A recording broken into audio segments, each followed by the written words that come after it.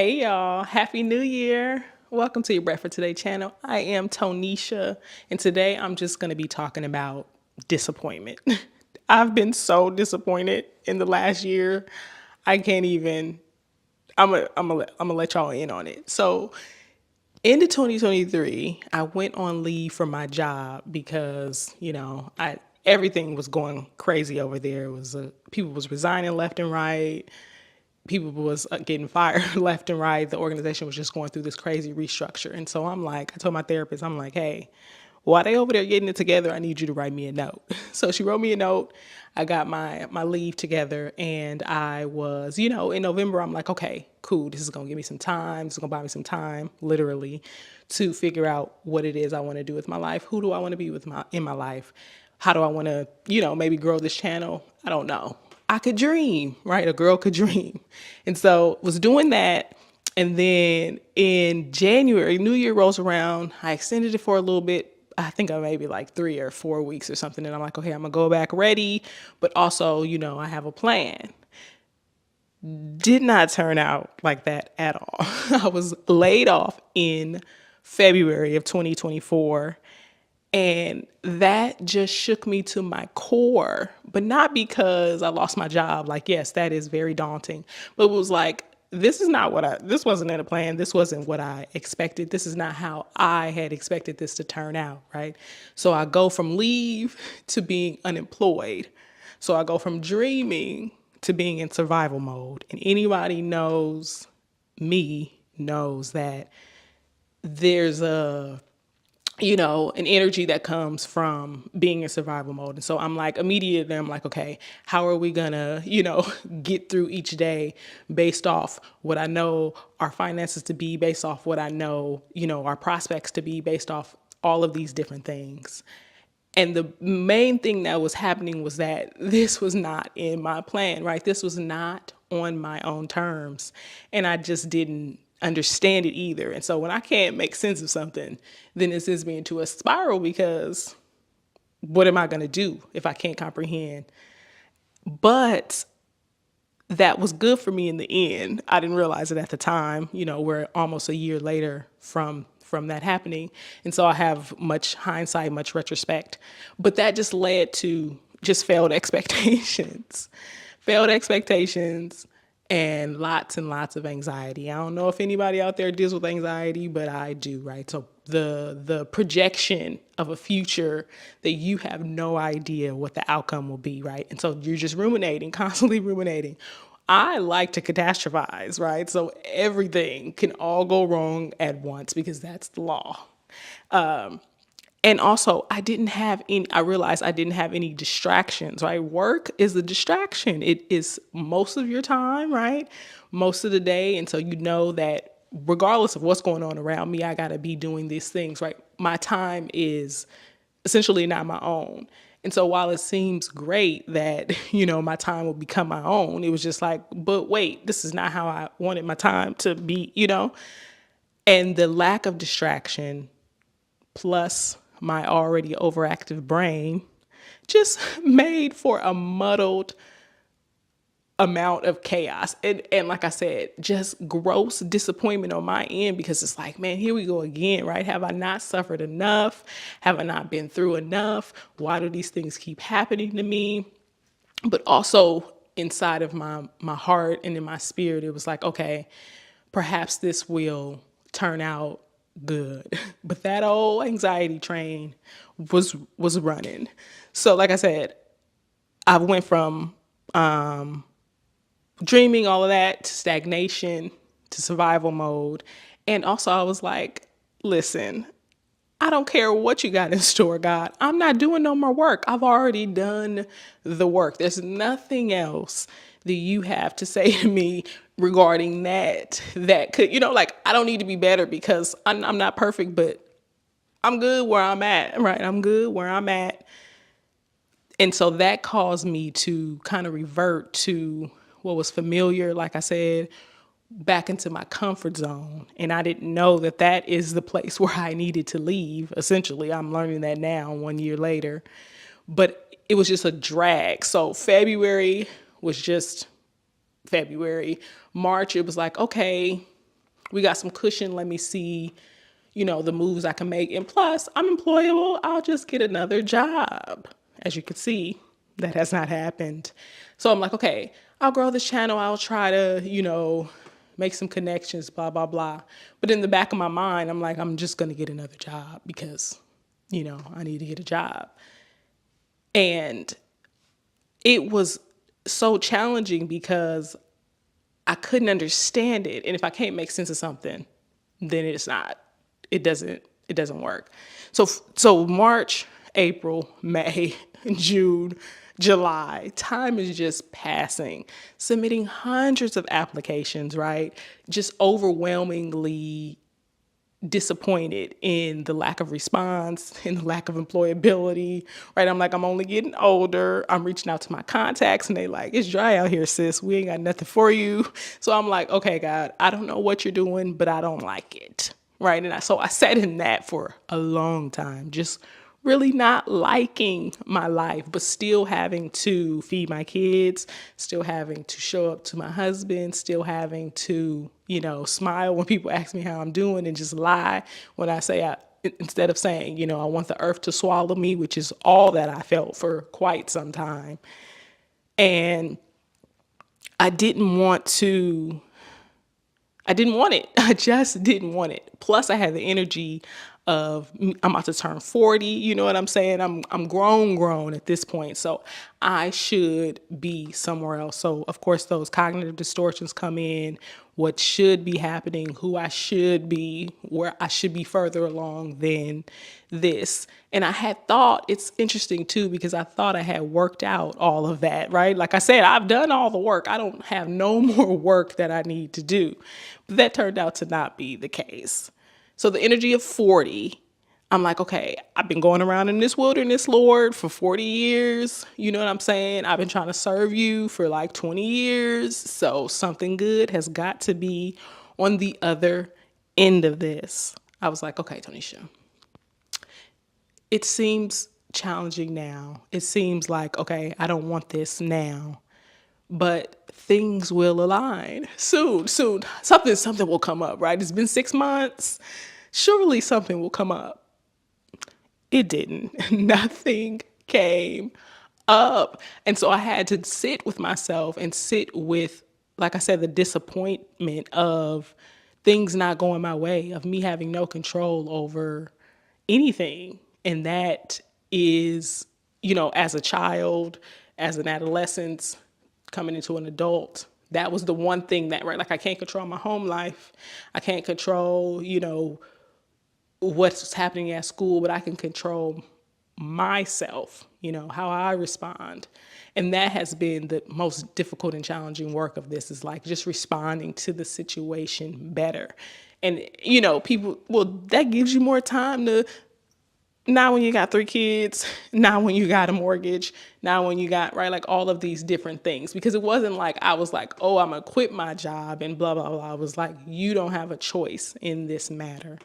And so having to sit with that all day, all night, trying to figure it out.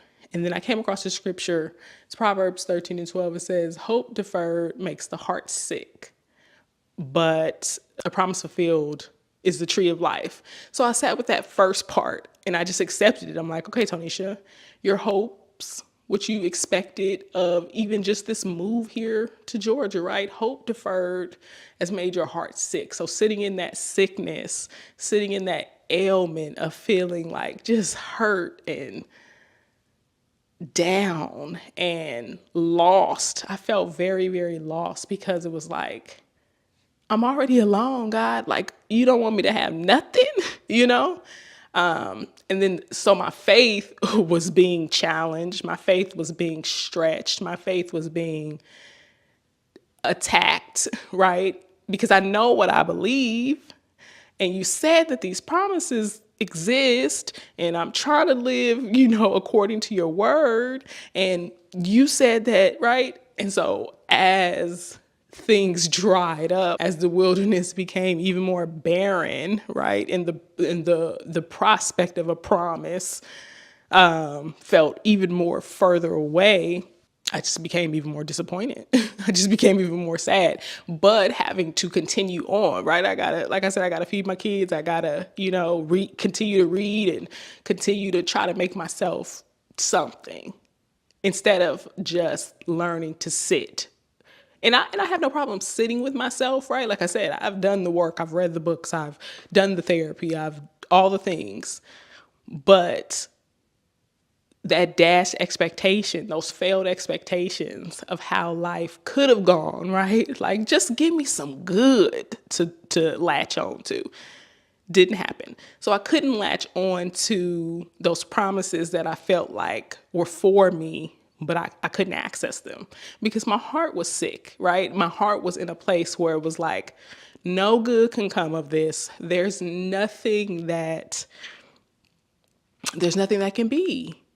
And I realized that it was because this time now, I'm almost, like I said, a year later. I don't know when the revelation happened. I think after I turned 40, it was just like, okay, Tonisha, this is what it is. You're a big girl now. You got to put your big girl panties on and, figure it out, right? Like, how do you want to show up to each and every single day in a way that is productive, in a way that is positive, in a way that is, affirming for yourself? And I'm not going to lie to you. Most days it was not me showing up like that at all. And because I was so angry. And I'm gonna keep it a bean. I'm still a little angry. I'm angry with myself. I'm angry with God. I'm angry with every force that I feel like has a part in where I am in my life. But I also know, right, like that I am an adult. So I have to make the most of the situation as it has been given to me. And I realized too that it was me having to trust and rely on forces outside of my control. I got to rely on you now, God. I got to rely on my husband. I got to rely on this man.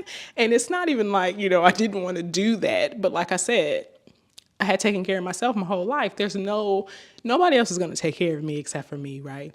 But it was me having to pause and see that this disappointment can be transmuted into trust. And I'm still working on that whole trust thing, still working on becoming a better person with the way that life has, I feel like, dealt with me.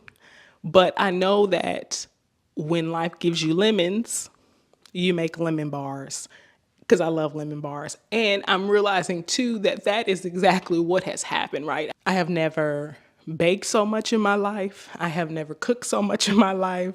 All the things that the secret desires and longings of my heart, or that I would share with my old coworkers, like, ooh, I'm in the South now. I got to be a Southern, woman who knows how to cook, who, when you come to her house, there's always something baking. And that's still, we ain't there yet because one, I don't have many visitors, but also we're just not there yet.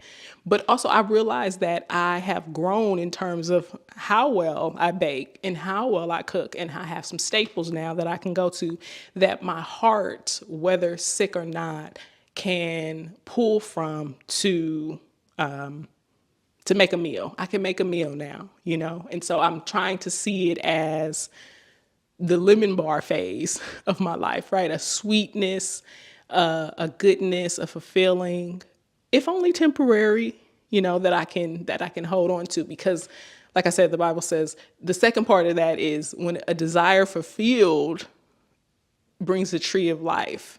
I don't feel like my desires have been fulfilled, but I feel like I have a base now for where I want to be, who I want to be, and I can stop fighting myself with what should be, right? Like, oh, if people if people could peek into my life, what would they see? And how would they judge me, essentially? And I'm realizing that doesn't matter because everybody has to live their own life. But also, I like it, like it's been hard and it's been challenging. And 2024, like I said, was super disappointing just in terms of everything. But I know that I have my faith, right? That compels me, that keeps me going, that even when I'm like, God, F it, like literally F it, I can't turn away from that because I know that there's something bigger. And I know that none of this is real. And I know that, we are all having our own human experience. And whether it's a job or a spouse or whatever the case may be, we're all experiencing something. And I don't content myself in that, but I kind of like regulate my nervous system in that way. Like, Tonisha, this is just a day. It's always an ebb and flow. And I've got my family, right, to look forward to. I got the smiles of my children, and they have really been the kind of grounding force in this whole thing because they don't know. They just don't know, right? Like they have everything they need. They eat all the snacks up, and I'm always having to go to the grocery store because they don't care that money costs. I mean, food costs money. They don't care about any of that. They just know it better be there when I open that cupboard. And for all intents and purposes, it has been. And so I look back on that as my anchor, right? And so I'm looking to the future as one where I can just ground myself in gratitude. And so I've taken to, I've always feel like I've always been a grateful person, but perhaps not enough for for the times. But every day I try to stop and write and think about, okay, what did I have for today? Because that's the whole purpose of this channel, right? You have enough bread for today. And like I was saying earlier, that anxiety will keep you captive to where you don't think that you do, right? But these kids ain't missed a meal. I ain't missed a meal. This man ain't missed a meal. You know what I'm saying? We have a warm home, etc. And so grounding myself in that has really taken some of the pressure off because it's not about nobody else. It's about us, our vision, our longings for the future and how we begin to move forward with that. So I just want to encourage somebody out there that if you had a bad year last year like I did, or if this year's not shaping up, and I know it's only the half of the year like you wanted to, keep going and just remember that you have enough bread for today. You won't die. And, there's always some light at the end of the tunnel, no matter how long it takes you to get through it. And so, yeah. And when life gives you lemons, make lemon bars, eat something sweet, and chill out. Peace.